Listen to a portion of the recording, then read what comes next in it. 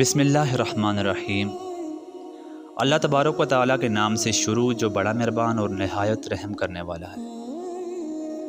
مسلم بن عقیل کا خط ملتے ہی امام حسین علیہ السلام نے کوفہ جانے کا ارادہ کیا۔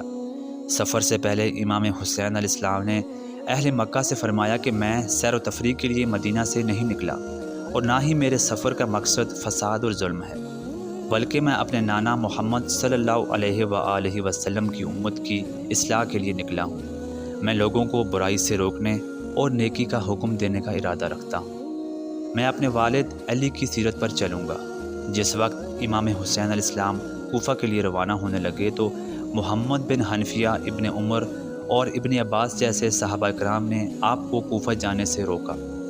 آپ علیہ السلام نے فرمایا کہ میں یہ جانتا ہوں کہ میں قتل کر دیا جاؤں گا، اور خدا کی قسم میں اس روز کو بھی جانتا ہوں جس روز میرا قتل ہوگا، اور اپنے قاتل اور دفن ہونے کی جگہ کو بھی جانتا ہوں۔ خداوند عالم مجھے دشمنوں کے ظلم و ستم سے مقابلہ کرتے ہوئے مقتول اور شہید دیکھنا چاہتا ہے، اور جو کوئی میرے اس قافلے میں شامل ہوگا وہ کامیاب ہو جائے گا۔ ذوالحجہ 60 ہجری میں حضرت امام حسین علیہ السلام نے مکہ سے تیاریاں مکمل کی، اور مختصر سے قافلے کے ساتھ آپ کے اہل بیت بھی شامل تھے، جس میں آپ کے بیٹے، بھتیجے، عورتیں اور بچے وغیرہ سب شامل تھے۔ آپ کے تمام ساتھیوں سمیت کل 72 افراد شامل تھے۔ مکہ سے کربلا کا فاصلہ تقریباً 1700 کلومیٹر تھا۔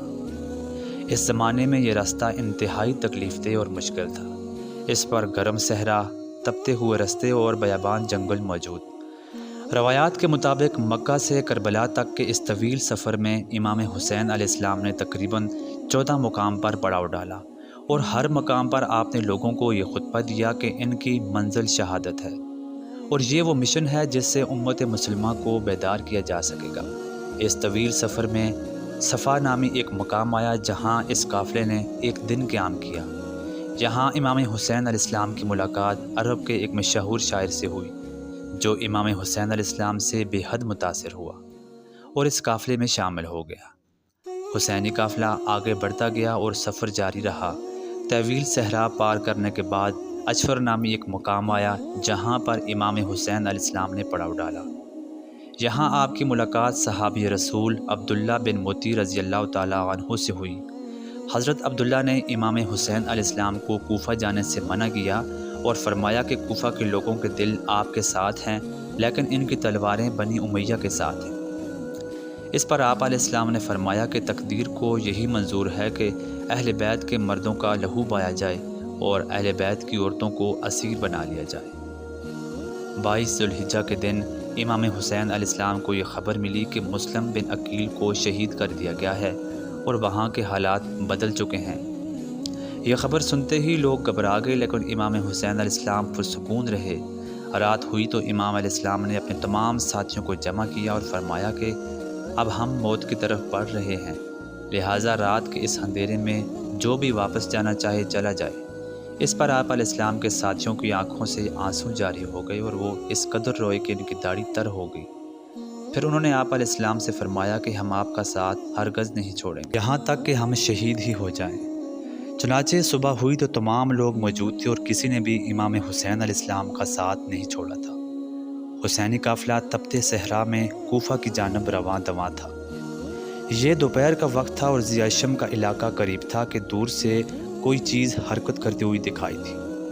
غور کرنے پہ معلوم ہوا کہ کوئی گھڑ سوار فوج ہے، لہٰذا امام علیہ السلام کے حکم سے آپ کے ساتھیوں نے تلواریں نکال لی اور جنگی محاذ بنا لیا۔ یہ دراصل 1000 لوگوں پر مشتمل فوج تھی جسے ابن زیاد نے بھیجا تھا۔ اس لشکر کا سپہ سالار حر بن یزید رہائی نامی شخص تھا۔ حر کا لشکر جب قافلہ حسینی کے قریب پہنچا تو حر نے امام علیہ السلام سے کہا کہ ہمیں امیر کی طرف سے یہ حکم ملا ہے کہ ہم آپ کو اس وقت تک نہ چھوڑیں جب تک کہ ابن زیاد کے پاس کوفہ تک نہ پہنچا دیں۔ اس پر امام علیہ السلام نے کہا کہ ہے لوگو، اللہ سے ڈرو، میں تمہارے پاس اس وقت تک نہیں آیا جب تک تمہارے خطوط مجھے نہیں ملے۔ وہ خطوط تمہارے ہی کاستوں نے مجھ تک پہنچائے تھے۔ حر نے جواب دیا کہ ہمیں ان خطوط کے بارے میں کچھ بھی خبر نہیں، لہٰذا امام کے حکم سے آپ کے ایک ساتھی نے خطوط سے بھرے ہوئے 2 تھیلے لائے اور ان کے سامنے انڈیر دیے۔ خور نے کہا کہ خدا کی قسم میں ان خطوط لکھنے والوں میں سے نہیں ہوں، لیکن مجھے حکم ہوا ہے کہ میں آپ کے ساتھ رہوں یہاں تک کہ کوفہ تک نہ پہنچ جاؤں۔ اس کے بعد امام علیہ السلام کے ساتھیوں کو حکم دیا کہ وہ سوار ہو جائیں اور آگے بڑھیں۔ حسینی قافلہ قادسیہ کے راستے سے بائیں جانب چل رہا تھا اور خور کا لشکر آپ کے ساتھ ساتھ چلتا جا رہا تھا۔ کچھ دور پہنچ کر حضرت حسین علیہ السلام نے ایک خطبہ ارشاد فرمایا کہ ہے لوگو، میرے نانا حضرت محمد صلی اللہ علیہ وآلہ وسلم نے ارشاد فرمایا ہے کہ جو شخص کسی ایسے بادشاہ کو دیکھے جو اللہ کے حرام کو حلال سمجھے اور سنت کی مخالفت کرے اور لوگوں کے ساتھ ظلم کا معاملہ کرے، تو جو شخص بھی اس کی مخالفت نہ کرے گا تو اس کا ٹھکانہ بھی اسی ظالم بادشاہ کے ساتھ جہنم میں ہوگا۔ یزید نے شیطان کی پیروی کو اختیار کر رکھا ہے اور رحمان کی اطاعت کو چھوڑ دیا ہے اور زمین میں فساد پھیلا رہا ہے۔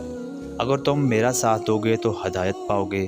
میں رسول اللہ کی لخت جگر فاطمہ کا بیٹا ہوں اور میری جان آپ لوگوں کی جانوں کے ساتھ ہے۔ خود خور بھی اس خطبے کو سن رہا تھا۔